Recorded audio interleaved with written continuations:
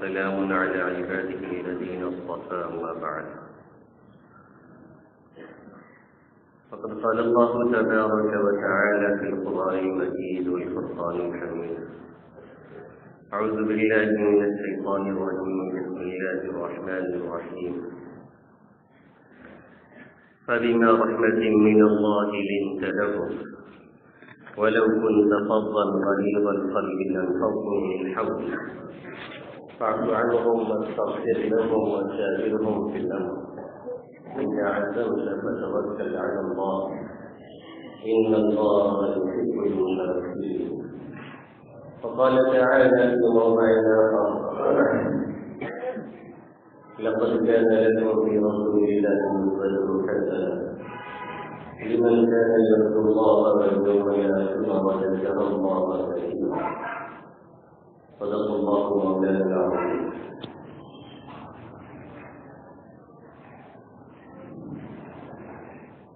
خدا لا يذكر قدم الرسول مولانا كل سنين.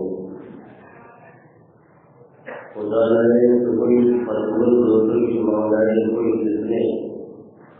وبعد رات وبچا فروغ ماضی جسنا نگاہ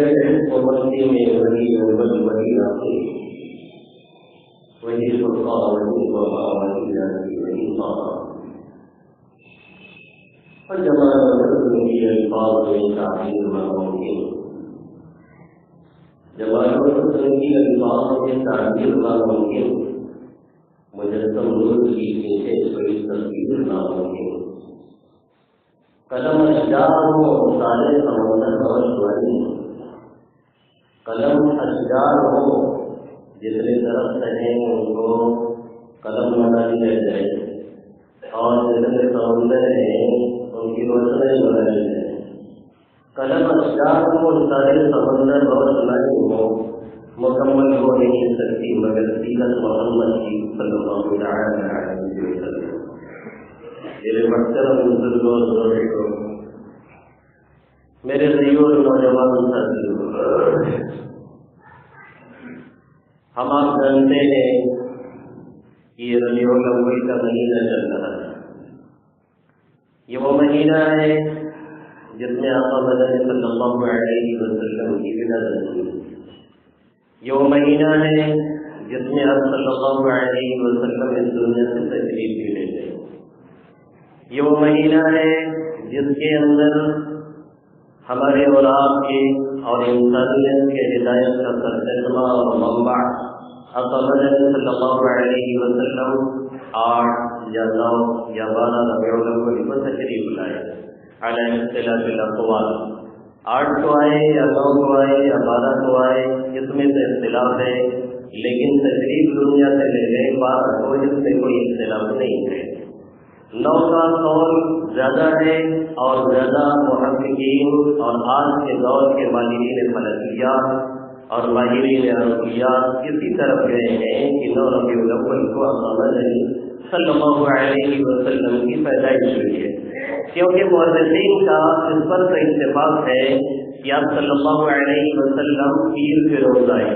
دوشنبہ کے روز آقا مدنی صلی اللہ علیہ وسلم کی ولادت باسعادت ہوئی ہے. اور اس اعتبار سے جب وہ تاریخ ملائی جاتی ہے اور کھنگالی جاتی ہے اور تہ تک اتر کر کے لوگ پہنچنے کی کوشش کرتے ہیں تو یہ نظر آتا ہے کہ دوشنبہ کا دن یہ 9 ربیع الاول کو پڑ رہا ہے، 8 کو اور 12 کو نہیں پڑ رہا ہے. بہرحال آمد میں اختلاف ہے، وفات میں اختلاف نہیں ہے. اور یہ وہ مہینہ ہے جس کے اندر جب یہ مہینہ آتا ہے تو ایک ہنگامہ برپا کر دیا جاتا ہے. ہمارے ملک کے اندر، ہماری سوسائٹی کے اندر، ہمارے معاشرے کے اندر، ہمارے پڑوسی ملک کے اندر، پڑوسی کے پڑوسی ملک کے اندر اور دنیا کے نامعلوم کتنے گوشے میں، دنیا کے نامعلوم کتنے خطے میں، دنیا کے نامعلوم کتنے علاقے میں، دنیا کے نامعلوم کتنی جگہوں میں آقا مدنی صلی اللہ علیہ وسلم کی آمد کا تذکرہ ہوتا ہے. اس میں کوئی دو رائے نہیں ہے کہ آقا مدنی صلی اللہ علیہ وسلم کی زندگی، آپ صلی اللہ علیہ وسلم کی صورت، آپ صلی اللہ علیہ وسلم کی سیرت، آپ صلی اللہ علیہ وسلم کا کردار، آقا مدنی صلی اللہ علیہ وسلم کی سنت ہمارے اور آپ کے لیے واضح مرکز راہ ہے، جس کے بغیر کبھی بھی ہماری اور آپ کی زندگیاں، ہماری اور آپ کی سوسائٹی، ہمارا اور آپ کا معاشرہ نہ سدھر سکتا ہے اور نہ سنور سکتا ہے۔ آقا مدنی صلی اللہ علیہ وسلم کی سیرت و سنت سے بغاوت کر کے کبھی بھی کوئی شخص راہیاب نہیں ہو سکتا ہے، کوئی دوسرا راستہ طے کر کے کبھی بھی کوئی شخص منزل مخصوص کو حاصل نہیں کر سکتا ہے۔ اسی بات کو مقتدان سخن شیخ سعدی علیہ الرحمٰ نے اپنی بیانات کتاب بوسا میں فرمایا، مبندار سعدی کی راہ صفا سوارت جد برفے مصطفیٰ خلاف پیمبر کسے راہ مزید کہ ہرگز بمنزل نخواہر رسید، مبندار سعدی کی راہ صفا سوارت جد برفے مصطفیٰ۔ آقا مدنی صلی اللہ علیہ وسلم کے طور طریقے سے خلاف جس نے کوئی بھی راستہ اختیار کیا، کوئی بھی طریقہ اختیار کیا، کسی اور طریقے پہ اس نے چل کر کے منزل حاصل کرنے کی کوشش کی، خلاف پیمبر کسے راہ گزید کہ ہرگز بمنزل نخواہر رسید، وہ کبھی بھی منزل پر نہیں پہنچ سکا۔ منزل پہ پہنچنا تو بڑی دور کی بات ہے، منزل سے اتنا دور چلا جائے گا کہ وہ سوچ بھی نہیں سکتا ہے۔ جیسے ہمیں جونپور جانا ہے، ہمیں جونپور پہنچنا ہے، شہر جونپور جانا ہے، اور ہم جونپور کا رخ کرنے کے بجائے شاہگنج کا رخ کر لیں تو ظاہر ہے کہ ہم جونپور پہنچ نہیں سکتے ہیں، پہنچنا دور کی بات ہے، ہم جونپور سے مزید دور ہوتے چلے جائیں گے۔ یہی صورتحال یہاں پہ ہے۔ سعدیہ کہتا ہے خلاف پیمبر کسے راہ گزید کہ ہرگز بمنزل نخواہر رسید، مبندار سعدی کی راہ صفا سوارت جد برفے مصطفیٰ۔ اے سعدیہ یہ مت سمجھو کہ صفا صرف سچائی کا راستہ، جنت کا راستہ، منزل مقصود تک پہنچنے کا راستہ آقا مدنی صلی اللہ علیہ وسلم کے طور طریقے سے ہٹ کر کے کسی اور راستے سے پہنچا جا سکتا ہے۔ یہ ایک خام خیالی ہے جسے ترک کرنا ضروری ہے۔ تو آپ کی سیرت، آپ کی سنت وہ سدا بہار موضوع ہے، اور وہ ایسا طریقہ ہے جو کبھی پرانا نہیں ہو سکتا ہے، جس کا تذکرہ کر کے اسے نیا کرنے کی کبھی ضرورت نہیں پیش آ سکتی ہے، جو ایسا نور ہے اور نور اعلیٰ نور ہے کہ جس کی روشنی میں ہمیں اور آپ کو راستے ملتے رہتے اور ملتے رہیں گے، اور صبح قیامت جو بھی اسے اپنائے گا وہ اس عروج کو پالے گا جہاں تک شاید اس کے خیالات بھی نہیں جا سکتے ہیں۔ یہ سیرت کا موضوع، یا آقا کی سیرت کوئی ایسی چیز نہیں ہے جو پرانی ہو جائے، جس کے لیے کسی ایک خاص ٹائم میں، ایک خاص وقت میں، ایک خاص مہینے میں، ایک خاص ایام میں کوئی محفل منعقد کرنے کی ضرورت پڑے۔ یہ کوئی سیرت آقا کی ایسی نہیں ہے جو پرانی ہو جا رہی ہو، جس پر گرد بیٹھ جا رہی ہو، جس کی نورانیت میں کمی آ جائے، جس کی چمک دمک میں کمی آ جائے، اور جس کے اندر چمک دمک مات پڑنے لگے پھر اس سے روشنی برسنا پڑے۔ یہ ہمارے اور آپ کے لیے ایک مشعل راہ ہے، ایک ایسا نور ہے جس کے ذریعہ سے ہمیشہ گم چلتے راہ لوگوں کو، جس کے ذریعہ سے ہمیشہ ایسے لوگوں کو جو کہ راستہ بھٹکے ہوئے ہیں اور جو کہ تنہائی نہیں، تاریخی در تاریخی میں زندگی گزار رہے ہوتے ہیں، ان کے لیے کوئی روشنی اگر ہے تو آقا مدنی صلی اللہ علیہ وسلم کی سیرت مبارکہ ہے، آپ کی سنت مبارکہ ہے، جو کبھی پوشیدہ ہونے والی نہیں، کبھی پرانی ہونے والی نہیں، جو کبھی مات پڑنے والی نہیں۔ لیکن افسوس اس بات کا ہے اور افسوس اس مقام کا ہے کہ ہم اور آپ جب اپنا جائزہ لیتے ہیں اور صحابہ کرام رضوان اللہ تعالی علیہم اجمعین کی زندگیوں کا جائزہ لیتے ہیں، جب ہم قرون اولیٰ میں جھانک کر کے دیکھتے ہیں، جب ہم اہل صحابہ کو جھانک کر کے دیکھتے ہیں، جب اہل تابعین کو جھانک کر کے دیکھتے ہیں، اور جب ان کی زندگیوں کا ہم نظارہ کرتے ہیں اور ان کی زندگیوں کو ہم دیکھنے کی کوشش کرتے ہیں، تو یہ نظر آتا ہے کہ ان کے دور میں اور ان کے زمانے میں، چاہے وہ آپ صلی اللہ علیہ وسلم کی 23 سال کے دور نبوت ہو اور چاہے اس کے بعد صحابہ کرام کا 125 سے زیادہ وحید زمانہ ہو، اور چاہے اس کے بعد تابعین کا، اور چاہے تبع تابعین کا زمانہ ہو، جب اس میں ہم بھاگ کر کے دیکھتے ہیں تو ہمیں یہ کہیں پر نہیں نظر آتا کہ وہ کوئی خاص دن آقا مدنی صلی اللہ علیہ وسلم کے نام سے بناتے ہو. ہمیں کہیں نہیں نظر آتا کہ 12 ربیع الاول کسی صحابی نے بنایا ہو. ہمیں کہیں نہیں نظر آتا کہ 12 ربیع الاول میں یا ربیع الاول کے پورے مہینے میں سیرت کی کوئی محفل، سیرت کی کوئی مجلس، سیرت کو کوئی جلسہ، کوئی جلوس ان کے یہاں مقرر کیے گئے ہوں اور متعین کیے گئے ہوں. ایک طرف صورت حال یہ ہے کہ ان کے یہاں کوئی ڈے نہیں منایا جا رہا ہے، ایک طرف صورت حال یہ ہے کہ ان کے یہاں کوئی دن نہیں منایا جا رہا ہے، ایک طرف صورت حال یہ ہے کہ ان کے یہاں کوئی ٹائم فکس نہیں ہے جس کے لیے آقا مدنی صلی اللہ علیہ وسلم کی سیرت کے نام سے کوئی کانفرنس منعقد ہو رہی ہو، کوئی مجلس منعقد ہو رہی ہو، کوئی ربیع الاول منایا جا رہا ہو. 8 ربیع الاول، 9 ربیع الاول، 12 ربیع الاول، ربیع الاول کا کوئی دن ان کے یہاں منانے کا کوئی تصور نہیں ہے. لیکن جب ہم ان کی زندگیوں کا جائزہ لیتے ہیں اور خاص کر کے ان کی زندگیوں میں ہم دیکھنا چاہتے ہیں اور اتر کر کے دیکھتے ہیں تو محسوس یہ ہوتا ہے کہ ہر صحابی اپنے اندر آقا مدنی صلی اللہ علیہ وسلم کی سیرت کو سمے ہوئے ہیں. ہر صحابی کی زندگی آقا مدنی صلی اللہ علیہ وسلم کی زندگی کے مطابق کھڑی ہوئی ہے. ہر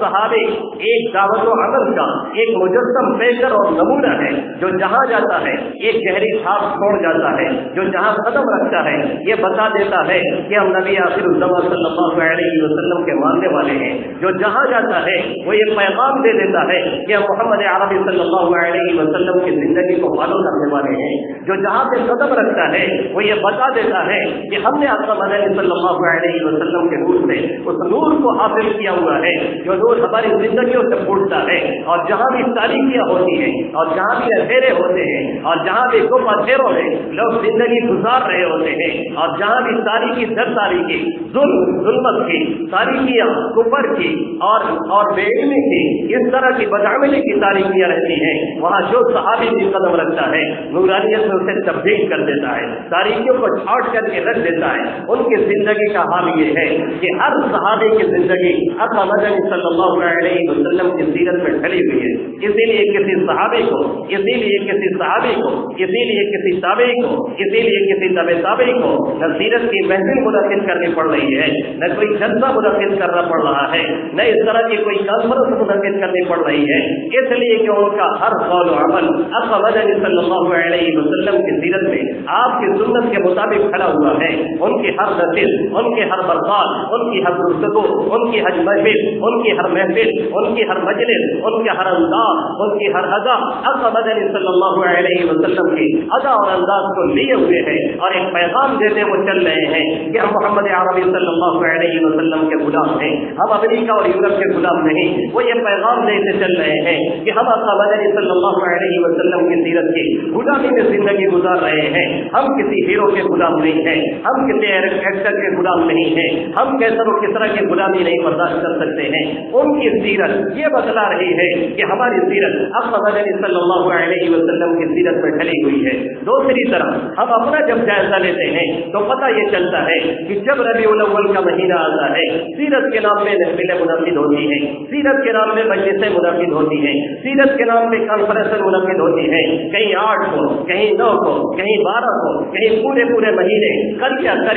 محلہ محلہ، گاؤں گاؤں، بستی بستی، کیا ہندوستان، کیا پاکستان، کیا سری لنکا، کیا بنگلہ دیش، کیا بحری ممالک، جہاں سے دیکھیے سیرت کے نام سے کہما کہنی چالو ہے. اور ایک لامحدود سلسلہ اور لامتناہی سلسلہ آقا مدنی صلی اللہ علیہ وسلم کی سیرت کے نام سے چلنا شروع ہوتا ہے. اور نہ معلوم کتنے مضامین، کتنے لٹریچر آپ ایڈیشنوں میں شائع کیے جاتے ہیں جس میں الفاظ کی تبدیلیاں نظر آتی ہیں، الفاظ کا اتار چڑھاؤ نظر آتا ہے. نہ معلوم کتنے مقرر، نہ معلوم کتنے خطیب، نہ معلوم کتنے جوہیل مقرر آ کر کے محفلوں اور مجلسوں کو گرما رہے ہوتے ہیں. اور ایک سلسلہ ایسا چالو ہو جاتا ہے جو تھمنے اور رکنے کا نام نہیں لیتا. اور جب مہینہ پورا ہوتا ہے، یہ ربیع الاول کا مہینہ ختم ہوتا ہے، پھر جب ہم انہیں لوگوں کی اور اپنی زندگیوں میں جھانک کے دیکھتے ہیں تو سیرت کا کہیں کوئی ذرہ برابر سما اور صاحبہ نظر نہیں آ رہا ہوتا ہے. جو لوگ مجلس منعقد کرتے ہیں، جو لوگ محفل منعقد کرتے ہیں، جو لوگ اسے کراتے ہیں، جو سیرت کمیٹی کے صدر ہوتے ہیں، ان کے چہرے سے لے लेकर के नीचे तक, नीचे से लेकर के ऊपर तक कहीं सीरत का जर्रा बराबर असर नहीं आता है। एक साहब ने सीरत कमेटी के सदर का फोटो पोस्ट किया था, शायद वो यहाँ बैठे हुए हो, और उन्होंने लिखा कि ये सीरत कमेटी के सदर बनाए गए हैं और खुला साहब है। मैंने कमेंट में फेसबुक पे लिखा, मैंने लिखा कि इनके अंदर सीरत की कोई रूह और वो नजर नहीं आती है, सीरत का कोई सिम्मा और साहिबा नजर नहीं आता है। कुछ देर बाद देखा कि फोटो उनका डिलीट है। बाद में वो मुझसे मिले, कहने लगे वो मेरे मामू थे, सीरत कमेटी के सदर बनाए गए थे और उन्होंने अपना फोटो भेजा था, मैंने शेयर किया। जब आपने उसके नीचे लिखा, अब शायद वो मुझे जानते रहे हो या ना जानते हो, लेकिन कमेंट पढ़ करके उनको कुछ एहसास जग गया हो, उन्होंने फौरन उसे फोन करके कहा हमारा फोटो हटा दीजिए, ये फोटो यहाँ पे मुनासिब नहीं है। ये हमारी सीरत का हाल है। एक महीने के हंगामे के बाद, एक महीने के महफिल के बाद, एक महीने की मजलिस के बाद, एक महीने आका मदनी सल्लल्लाहु अलैहि वसल्लम के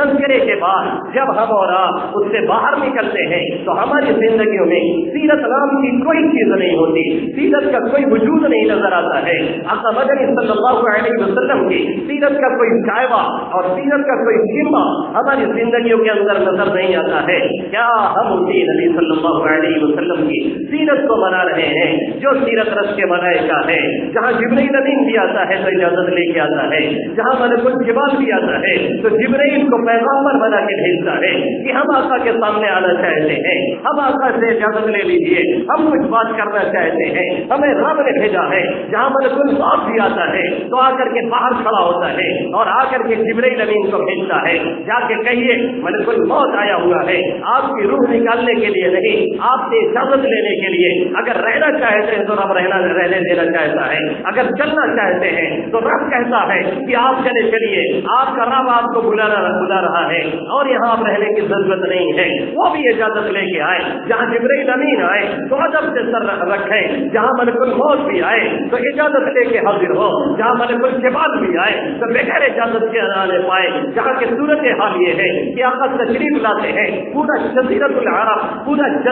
अरब कुफर और जिगर की तारीकियों में डूबा हुआ है। आका तशरीफ लाते हैं, कोई एक वाकई कलमा गो नहीं है, आका तशरीफ लाते हैं, कोई एक कलमा पढ़ने वाला नहीं है, आका तशरीफ लाते हैं, कोई एक वहदानियत का इकरार करने वाला सही मानों में नहीं है। आका तशरीफ लाते हैं, पूरा जज़ीरतुल अरब कुफर और जिगर की तारीकियों में डूबा हुआ है। जब आका तशरीफ ले जाते हैं 23 साल की मुख्तसर सी मुद्दत में पूरे जज़ीरतुल अरब की काया पलट करके आका मदनी सल्लल्लाहु अलैहि वसल्लम रख देते हैं। जब आप आए हैं तो सब कुफर और जिगर में डूबे हुए हैं, खाने काबा के अंदर बुत रखे हुए हैं, खाने काबा के बाहर बुत रखे हुए हैं, घर के अंदर बुत रखे हुए हैं, घर के बाहर बुत रखे हुए हैं। सफर का बुत अलग है, हजर का बुत अलग है, पूजने वाले तादाद में कम है, जिनकी पूजा की जा रही है वो पूजने वालों से कहीं ज्यादा है। जब आका आते हैं और जब आका तशरीफ ले जाते हैं तो पूरा जज़ीरतुल अरब कुफर और जिगर से खाली हो जाता है। यही नहीं, आका फरमाते हैं अखरिजुल यहूद वन नसारा मिन जज़ीरतिल अरब,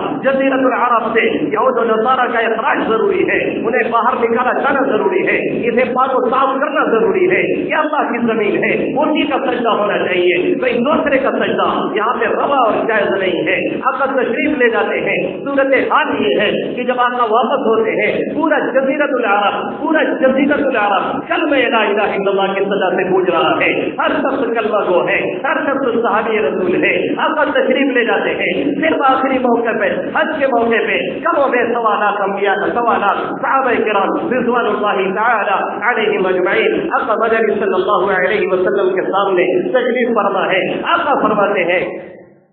इन्ना शैतान क़द यइसा अन युअबद फी जज़ीरतिल अरब। अब शैतान इस बात से मायूस हो चुका है कि जज़ीरतुल अरब में उसकी सेवा की जाएगी और उसकी परस्तिश की जाएगी और उसकी पूजा की जाएगी। अब यहाँ शिरक नहीं चलेगा, अब यहाँ कुफर नहीं चलेगा। आका आए हैं तो ये सूरत हाल है, आका लौट रहे हैं तो ये सूरत हाल है। हमारी और आपकी हालत ये है, उसी सीरत का तज़किरा है, उसी नबी का तज़किरा है, उसी के नाम में महफिल मुनक़िद है, उसी के नाम में सीरत मुनक़िद है, उसी के नाम फरोख्त की जा रही है, उसी के नाम पे दिन मनाया जा रहा है, उसी के नाम पे पूरा महीना अपने मुल्क के अंदर दूसरों को परेशान किया जाता है, अपने आप को परेशान किया जाता है, रास्ते बना किए जाते हैं, रास्ते जाम किए जाते हैं, आने जाने वालों को तकलीफ पहुंचाई जाती है। और जब एक महीना पूरा गुजरता है, सीरत का कोई जिम्मा और साहिबा हमारे और आपके चेहरे से लेकर के नीचे तक और पंजों से लेकर के चेहरे तक कहीं पर नजर नहीं आता है। आखिर ये सूरत हाल क्यों है? इसकी वजह कभी हमने तलाश की और जानने की कोशिश की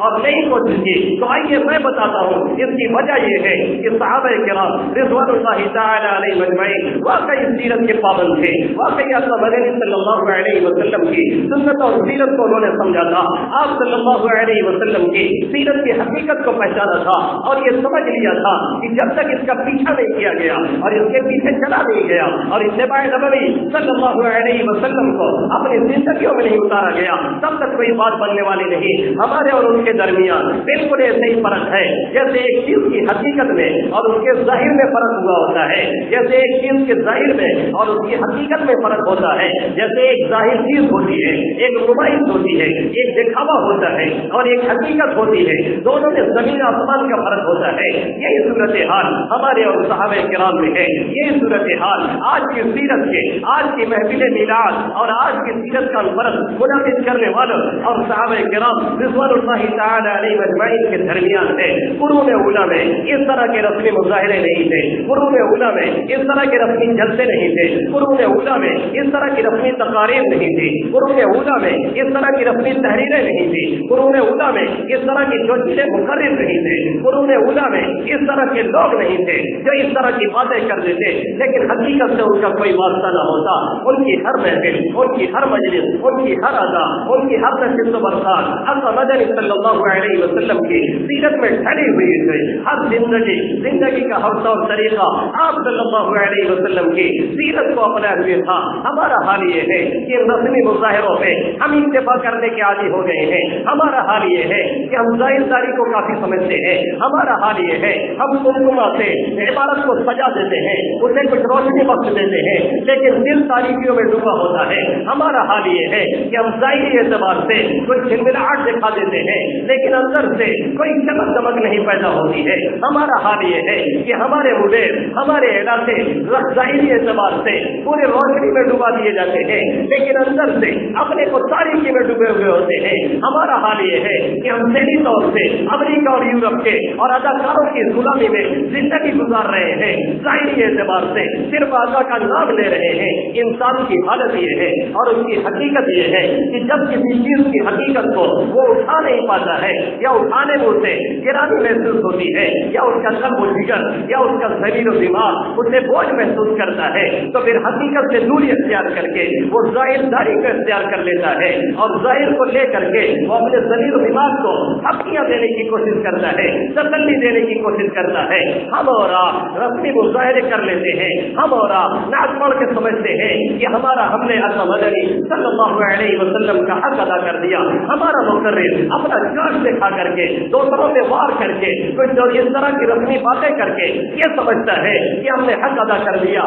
आका का हक अदा नहीं है, सीरत का हक ये नहीं है। हम और आप चूंकि मैदान कारज़ार में हम अपने जज्बात का इजहार नहीं कर सकते हैं, हमारे जज्बात इतने नहीं है कि हम मैदान जिहाद में निकले और दुश्मनों के सामने उनका सर कलम करें या अपने सर की बाजी लगा दें, क्योंकि हमारे अंदर ये हिम्मत नहीं है, ये सलाहियत नहीं है। इसलिए हम क्या करते हैं, सीरत की महफिलों में नारे लगा करके समझते हैं कि हमने आका का हक अदा कर दिया है। क्योंकि हम मैदान जिहाद में निकल करके, क्योंकि हम दावत और तबलीग के खारजादों में निकल करके, खारजारों में निकल करके, ऐसे मैदानों में निकल करके जहाँ कांटे ही कांटे हैं, जहाँ किसी को समझाना, जहाँ किसी को बताना, जहाँ अम्र बिल मारूफ करना, जहाँ नही अनिल मुनकर करना एक बड़ी मुसीबत को दावत देना होता है। हम उससे बचने के लिए एक महफिल मुनक़िद करके समझते हैं कि आका का हक अदा कर रहे हैं, क्योंकि मैदान जिहाद में हम नारे तकबीर बुलंद करने की सलाहियत नहीं रखते हैं। इसलिए फूल के स्टेज पे आकर के और उससे आकर के हम दो चार जुमले कह करके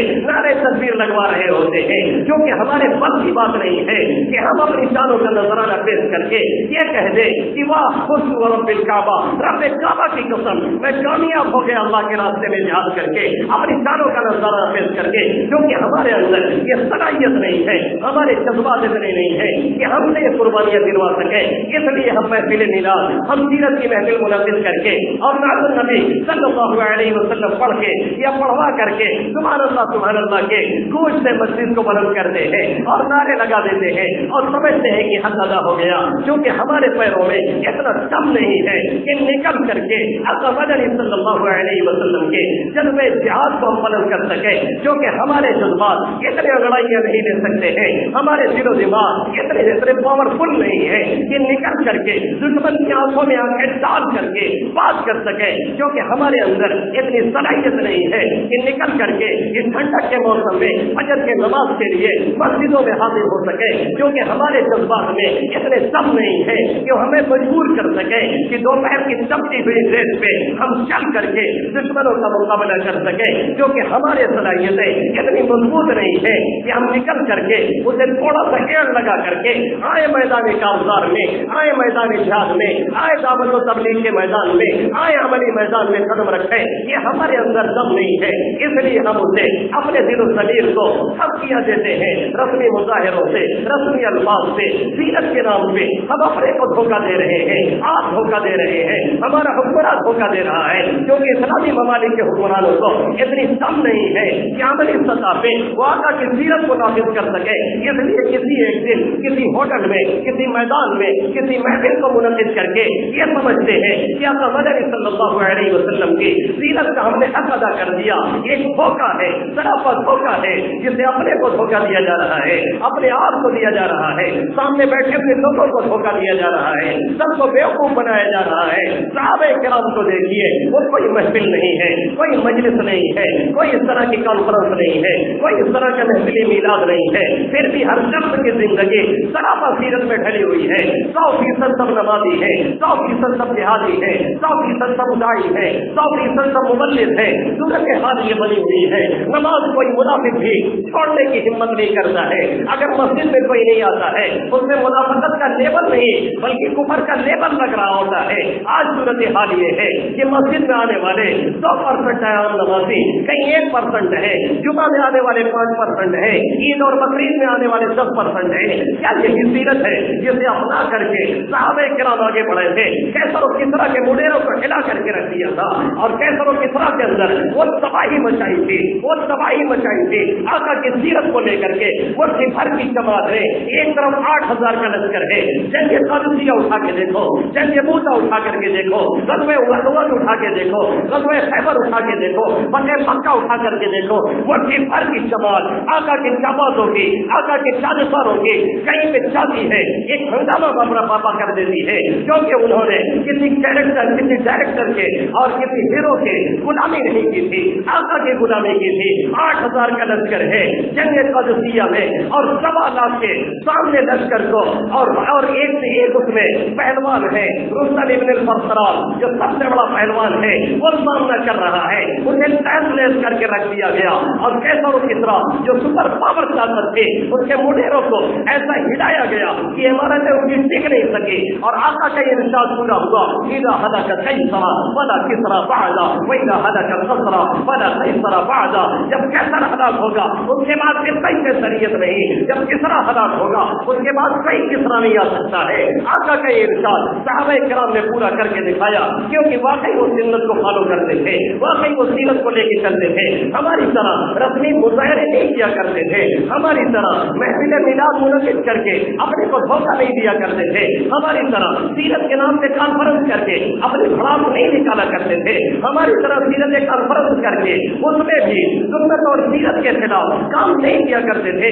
ایک طرف سیرت کی محفل ہے، دوسری طرف نماز قضا ہو رہی ہے، ایک طرف سیرت کی محفل ہے، دوسری طرف صاف بج رہا ہے، ایک طرف سیرت کی محفل ہے، دوسری طرف قوالی چل رہی ہے، نعت نبی بھی پڑھی جا رہی ہے، تو بھی اسی ساز پہ، تو بھی اسی دھن پہ، تو بھی اسی میوزک پہ، جس کے بارے میں آقا نے فرمایا میری آمد کا خاص مقصد یہ ہے کہ میں ناچ گانے کی چیزوں کو مٹا کر کے رکھ دوں۔ آقا کی نعت ہے، اسی میں ساز بج رہا ہے، اسی میں موسیقی چل چل رہی ہے، اسی میں گانے ہو رہے ہیں، اسی میں قوالی ہو رہی ہے۔ آقا کی سیرت ہے، اسی میں مرد عورت کا اختلاف ہو رہا ہے۔ آقا کی سیرت کے نام پہ جلتے ہیں، اسی میں 18 مسجد کو قبضہ کیا جا رہا ہے اور ناپاک کیا جا رہا ہے۔ اس سے زیادہ شاید باہر کے لوگ اس بارے میں جانتے ہو۔ آئیے لوٹ کر کے صحابہ کرام رضوان اللہ تعالی علیہم اجمعین کا وہ طور طریقہ اور وہ طرز اپنایا جائے جس کے بارے میں آقا نے فرمایا لقد كان لكم في رسول الله اسوة حسنة لمن كان يرجو الله واليوم الآخر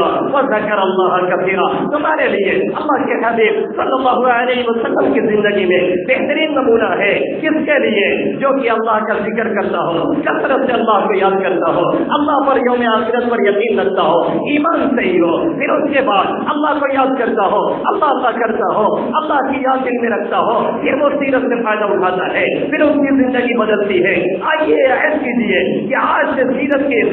کی کتابیں ہم اپنے گھروں میں صرف رکھیں گے نہیں بلکہ پڑھنے کی کوشش کریں گے، اپنی زندگی کو اتارنے کی کوشش کریں گے۔ اگر ہر شخص یہ طے کر لے کہ روزانہ ایک سنت کو اپنی زندگی میں اتاریں گے اور جو خرافات ہے اسے ترک کرتے رہیں گے، ہمارا معاشرہ آپ بھی آج بھی ایک جنت نما بن سکتا ہے۔ یقین مانیے آج کے اس معاشرے کو جو برائیاں خود کی طرف سے چاٹ رہی ہیں اور تباہ کر رہی ہے، اور معاشرے میں ہر شخص جو دوسرے سے پریشان نظر آ رہا ہے اور ہر ایک جو دوسرے سے خدمت ہونا ہے اور شکایت کر رہا ہے، نہ کوئی بھائی کا چہرہ دیکھنے کے لیے تیار، نہ کوئی باپ اپنے بیٹے کو دیکھنے کے لیے تیار، نہ کوئی بیٹا اپنے باپ کے سامنے جھکنے کے لیے تیار۔ یہ صورت حال جو بنی ہے، اگر سیرت کو اپنایا جائے یقین مانیے سیرت سے مؤثر اور کوئی چیز نہیں ہے جو ہمارے معاشرے کو تبدیل کر سکے۔ سیرت مصطفیٰ پڑھے ماجد خود کو انسان اگر بنانا ہے ورنہ ان رسمی مظاہروں سے نہ آقا کا حق ادا ہو سکتا ہے، نہ ہماری اور آپ کی زندگی میں کوئی تبدیلی آ سکتی ہے۔